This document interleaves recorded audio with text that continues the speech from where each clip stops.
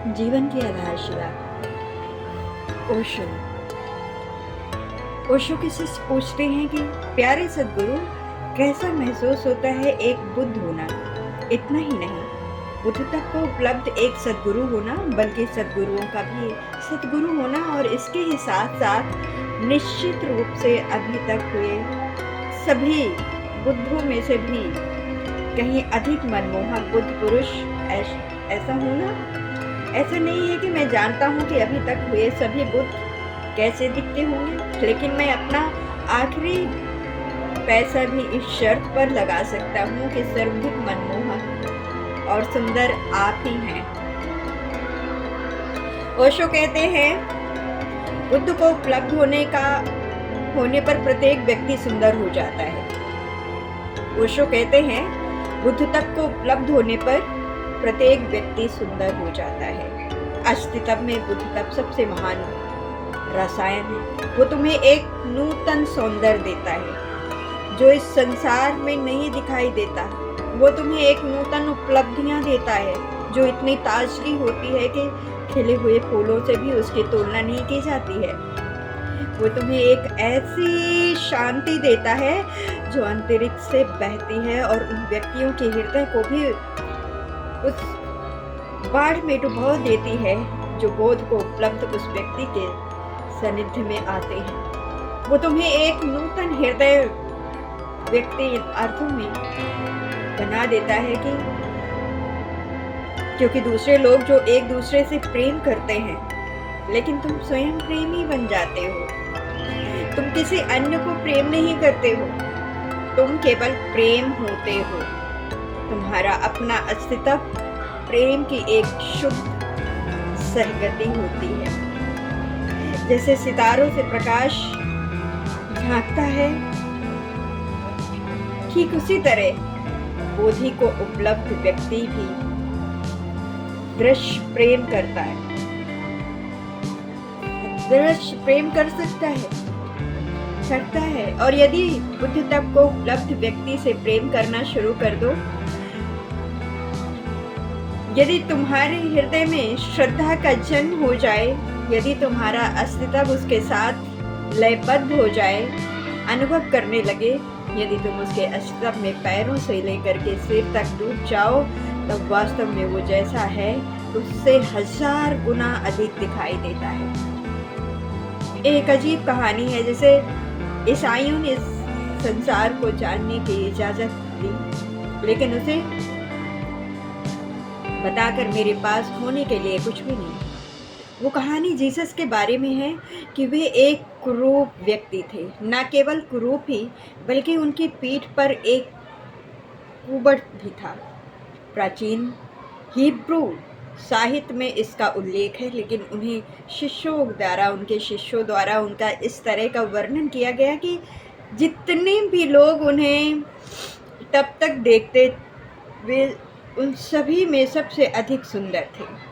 जब तुम इन दोनों वक्तव्यों को देखते हो तो तुम सोचने पर बद्ध होगे कि इनमें से केवल एक कर्तव्य ही सत्य हो सकता है। स्पष्ट रूप से दोनों तो सत्य हो ही नहीं सकता, लेकिन मैं तुमसे कहता हूँ कि दोनों ही सत्य है। जीसस की कुरूपता और उनकी पीठ पर कुबड़ एक वास्तविकता हो सकती है, पर उन लोगों के लिए ही जो इस व्यक्ति की महानता के प्रति, जो इस मनुष्य के आंतरिक प्रकाश, आंतरिक प्रेम और आंतरिक शक्ति के प्रति अवैध थे, जो उसके प्रति अंधे थे और उन लोगों के वैसे ही दिखाई देते थे, जो केवल एक वास्तविकता थी। लेकिन वहाँ ऐसे भी लोग थे जो उनके पिंजर शरीर को न देख सके, बल्कि उन्होंने उनके प्रकाशवान शरीर को देखा जो तीव्र आनंद से अपूरित था, जिसमें किए गए सभी वायदे पूरे किए और सुंदर सपनों को साकार किया। जो लोग उनके शरीर की वास्तविकता आकृति को भूल करके उनके प्रेम में पड़ गए, उनके सौंदर्य, उनके अनुगाह और उनकी शांति का वर्णन एक तथ्य का वर्णन हो करके, एक सत्य का दिग्दर्शन जो भौतिक शरीर का न हो करके आध्यात्मिक अस्तित्व का है। जागने के बाद प्रेम, प्रकाश और आनंद की वर्षा करते हुए उन लोगों के हृदय में जो उन्हें प्रेम करते हैं शांति, मौन और सत्य का स्वाद देते हैं। ऐसे लोगों का वर्णन उन लोगों के विवरण से कहीं अधिक सत्य है जो केवल उनका शरीर ही देख सके, क्योंकि शरीर की तुम्हारी वास्तविकता नहीं है। इसलिए ये केवल तुम्हारे ही साथ नहीं है। वहाँ ऐसे हजारों लोग हैं जो बहुत बुद्ध तक को उपलब्ध सद्गुरु के प्रेम से पड़ गए और सभी ने ऐसा ही अनुभव किया, जिसमें कोई फर्क नहीं पड़ता कि सद्गुरु शारीरिक रूप से सुंदर है या नहीं। उन लोगों के लिए जिनकी आंखें काफ़ी गहराई तक देख सकती हैं और जिनके कान सद्गुरु के हृदय के मौन का संगीत भी सुन सकते हैं, उन लोगों के लिए अभी तक ऐसे जो भी लोग हुए उनमें सर्वाधिक सुंदर थे और एक बड़ी निश्चितता के साथ वे अपने हृदय के ये अनुभव करेंगे कि उससे पहले ऐसा व्यक्ति कभी हुआ ही नहीं था। और मैं ये कहना चाहूँगा कि उन लोगों की सुनिश्चितता गलत नहीं है। यदि उससे पहले भी ऐसे अनेक लोग हुए और भविष्य में भी ऐसे अनेक लोग फिर भी होंगे, अस्तित्व बहुत विराट है और जीवन शाश्वत है, लेकिन तुम्हारा विश्वास और सुनिश्चितता उस सतगुरु की निश्चित वास्तविकता नहीं है। उसके सौंदर्य अनुग्रहण के बारे में तुम्हारी निश्चितता, तुम्हारी श्रद्धा और समग्रता है। तुम ये स्वीकार नहीं कर सकते हो कि कोई भी चीज़ इससे भी अधिक हो सकती है, क्योंकि तुमने अपना पूरे हृदय और अपना परिपूर्ण अष्टम ही सद्गुरु के चरणों में समर्पित कर दिया। तुमने पीछे कुछ भी चीज़ नहीं छोड़ी। ये मामला केवल इतना ही नहीं है। जब तुमने प्रेम और श्रद्धा का अनुभव किया, ये स्थिति तब भी होती है जब तुम घृणा और क्रोध और ईर्ष्या का अनुभव करते हो।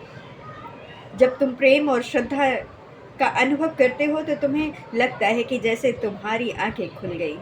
अब तुम्हें घृणा की अनुभूति होती है तो तुम्हारा अनुभव उस अंधे व्यक्ति की भांति होता है जो अंदर ये कल्पना करता है कि प्रकाश किस तरह का होता होगा। तुम्हारा अनुभव उस बहरे व्यक्ति की तरह होता है जो संगति की ध्वनि की आकृति में कल्पना करता है। मिसेज बेहन, आप मुझे गंदी नज़रों से क्यों देख रही हैं? मैंने आपको गंदी दृष्टि से देखा ही नहीं। आप जब आए तब आपकी ही दृष्टि गंदी थी। टॉम और डी दोनों एक सड़क के कोने में मिले। टॉम ने पूछा, तुम पिछले 8 सप्ताह से कहाँ रहे? डीक ने उत्तर दिया, जेल में। टॉम ने कहा, मैं सड़क के एक कोने में खड़ा हुआ था, तभी तेजी से एक पुलिस वाले के साथ एक सुंदर लड़की आई और उसने कहा, साहब, यही वो व्यक्ति है जिसने मुझ पर आक्रमण किया। टॉम ने अपना कथन जारी रखते हुए कहा, और मैं तुम्हें क्या बताऊं कि डीक उसकी मिथ्या प्रशंसा सुनकर के मैं गर्व से फूल गया और मैंने उसकी बात स्वीकार कर ली। उसने किसी पर भी आक्रमण नहीं किया था, लेकिन एक सुंदर लड़की और ऐसे अवसर को गंवाना। उसने सोचा उसकी बात स्वीकार कर कल शहर में वही चर्चा का विषय बन जाएगा। वो कुछ महीनों के लिए जेल जा सकता है, पर उसमें क्या फर्क पड़ता है? उसे अपनी सिद्धियां प्रशंसा सुनकर के उस गर्व से इतना फूल गया कि उसका ये आरोप स्वीकार कर लिया कि उसने उसे छेड़ा है। साधारण प्रेम में इसी तरह की चापलूसी या मिथ्या प्रशंसा चलती है। प्रत्येक प्रेमी अपनी प्रत्येक प्रेमिका से यही कहता है, जिस तरह से मैं तुमसे प्रेम करता हूँ वैसा प्रेम कभी आज तक नहीं किया होगा किसी ने भी। मैं कभी ऐसी स्त्रियों से मिला ही नहीं जो तुम्हारा मुकाबला कर सके। तुम जो बस अनूठी हो। मैं तुम्हें हमेशा हमेशा प्रेम करता ही रहूँगा। प्रेम दूसरों से नहीं किया जाता। प्रेम दूसरों ने भी किया है।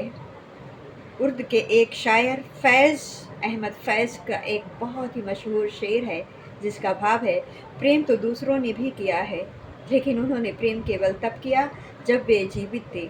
लेकिन मेरी प्यारी मैं तुम्हें तब भी प्रेम करता रहूँगा जब मैं मर जाऊँगा। यदि एक साधारण प्रेम भी तुम्हें एक अलग दृष्टि देता है, तुम्हें शब्दों को एक नई काव्यात्मकता देता है, तुम्हारे चेहरे को स्वयं अलग भंगिमा देता है, तो एक ऐसे व्यक्ति से प्रेम करना जो अपने शाश्वत घर में वापस लौट आया है। कुछ ऐसे अनुभव का होना एक बद्धता है जो इतना अधिक अनूठा हो जैसे कभी उससे पूर्व घटा ही न हो और आपने अपने आनंद समय में फिर कभी घटना ही न दिया। मैं कहता हूँ कि इस क्षण होने वाली इन अनुभूति में परिपूर्णता, बद्धता और सत्य है। ऐसा नहीं है कि कोई झूठ बोल रहा है, वो अपने अनुभव को अभिव्यक्त कर रहा है और वो चाहे कितनी भी सुंदरता से उसे अभिव्यक्त करे, उसे फिर भी ये अनुभव होता ही है कि जो कुछ भी वो कहना चाहता था वो अनहकार रह गया। और एक सद्गुरु तथा शिष्य के मध्य होने वाले प्रेम अपनी शुद्धात्मक ऊंचाइयों तक जाता है, जहाँ तक वो लगभग सांसारिक प्रेम के पार हो जाता है, जहाँ वो असाधारण संसारिक तुच्छता संसार से एक लंबी छलांग लगा करके एक पवित्र और आध्यात्मिक अस्तित्व में प्रवेश करता है।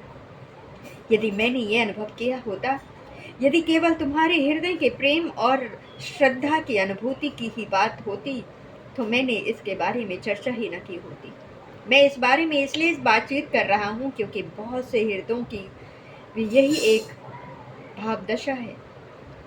वे लोग इस बारे में कभी भी शायद कुछ कहेंगे भी नहीं। उन्हें ये कहते हुए गर्भावत होता है, लज्जा आती है। लज्जा इसलिए क्योंकि उनके शब्द उसे अभिव्यक्त करने में असमर्थ होंगे।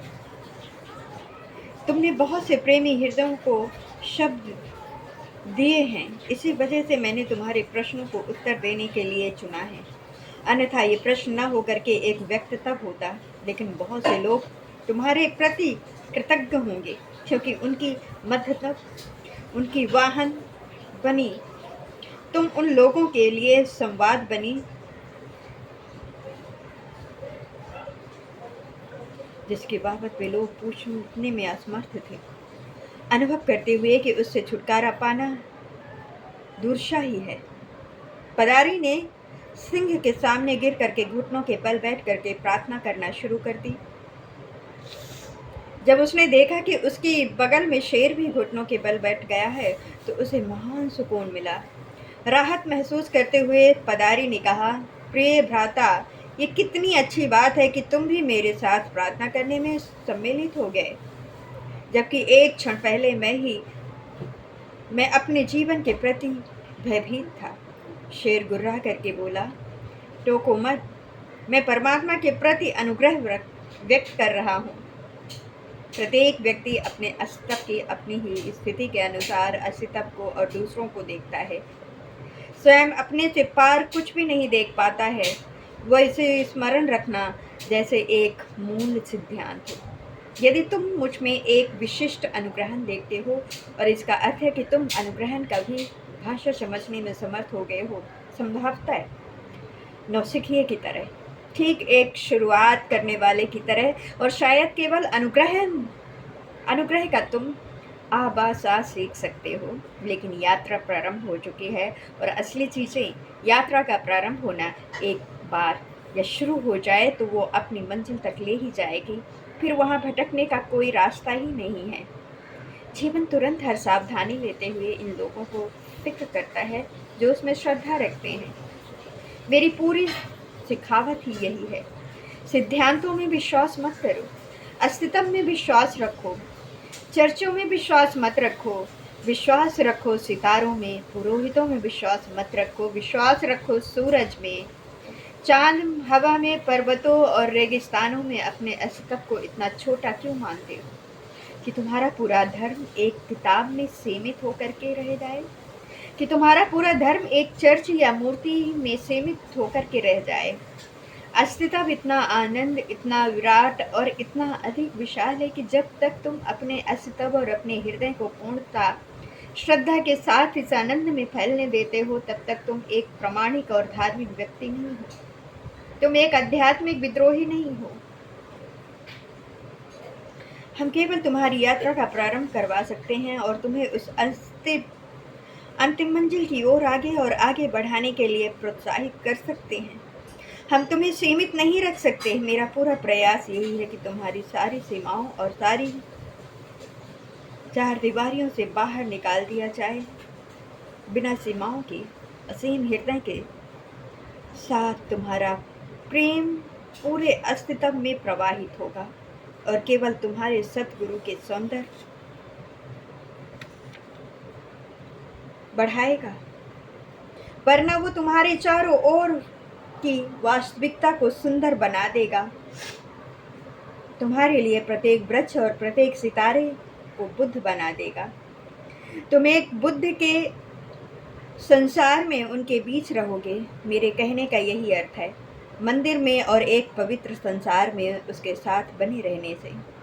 लेकिन यदि तुम आभाषा मुझसे सीखना चाहते हो तो इतना ही काफ़ी है कि छात्रा ज्ञान सही समय पर अपने आप आ जाएगा। जब बसंत आता है तो वो धोखा नहीं दिया। जब बसंत आता है तो अवश्य रूप से आता ही है, वो हमेशा आता ही रहा है। उसने आज तक कभी भी धोखा नहीं दिया। उस पर बिना कोई संदेह किए विश्वास किया जा सकता है। और जिस क्षण वो आता है तुम खिल उठोगे, तुम फूलने लगोगे। और इस सुंदर दृष्टि में जो बुद्ध है, सुंदर है, अनुग्रह से परिपूरित है, जो तुम्हारे ऊपर आशीर्वाद बरसा रहा है, यही मार्ग है एक प्रामाणिक विद्रोही और एक प्रामाणिक धार्मिक खोज का।